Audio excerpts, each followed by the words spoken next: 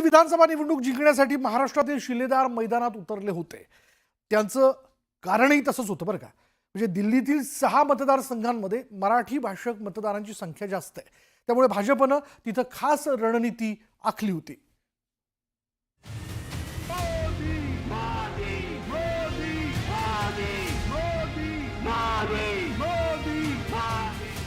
दिल्लीच्या विधानसभेची निवडणूक जिंकण्यासाठी भाजपनं आधीच तयारी सुरू केली होती.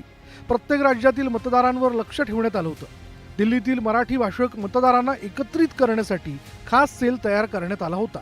या सेलमध्ये 200 पेक्षा जास्त नागरिकांचा समावेश होता. डॉक्टर भागवत कराड, केंद्रीय हवाई वाहतूक राज्यमंत्री मुरलीधर मोहोळ यांची यासाठी नियुक्ती करण्यात आली होती. तर दुसरीकडे मराठी भाषकांचं प्राबल्य असलेल्या मतदारसंघांमध्ये सभांचं आयोजन करण्यात आलं. मुख्यमंत्री देवेंद्र फडणवीस यांनी 6 सभा घेतल्या.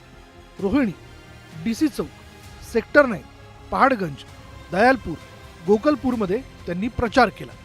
लोकांनी मोदीजींना साथ द्यायचं ठरवलं होतं.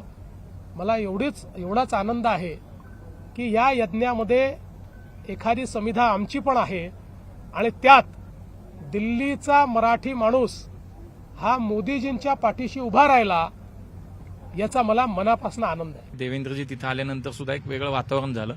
दिल्लीतली कधी नाही इतकी मराठी माणसं एकत्र आली देवेंद्रजींच्या कार्यक्रमासाठी. त्यामुळे महाराष्ट्राचे लोकप्रिय मुख्यमंत्री आले. आम्ही काही सहकारी म्हणून मराठी माणसं आमची वेगवेगळ्या भागात जी होती, साधारणतः 2-1 लाख मतदार, साधारणतः 1.5 ते 2 लाख मतदान आहे, पण ते वेगवेगळ्या भागात आहे. अशी लोक एकत्र आम्हाला करता आली. मराठी भाषक मतदारांना भाजपकडे आकर्षित करण्यासाठी राष्ट्रीय लोकशाही आघाडीच्या खासदारांनी प्रचार केला होता. शिवसेना आणि भाजपच्या खासदारांना विधानसभांची जबाबदारी देण्यात आली होती. त्या सर्व खासदारांनी सातत्यानं मराठी मतदारांसोबत संवाद कायम ठेवत प्रचार सुरू ठेवला होता.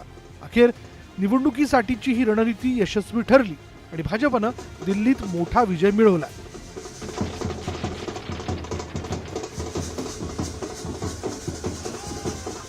मराठी मतदारांना भारतीय जनता पक्षाकडे आकर्षित करण्याकरता मराठी प्रकोष्ठ भारतीय जनता पक्षाने स्थापन केला होता.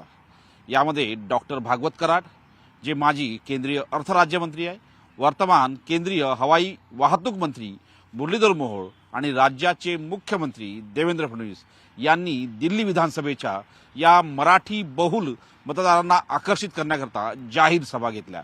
त्याचमुळे असं म्हणावं लागेल की दिल्लीच्या विजयामध्ये मराठी चेहरा देखील अत्यंत महत्त्वाचा होता. नवी दिल्लीहून व्हिडिओ जर्नलिस्ट योगीसह प्रशांत रामदास, न्यूज 18 लोकमत.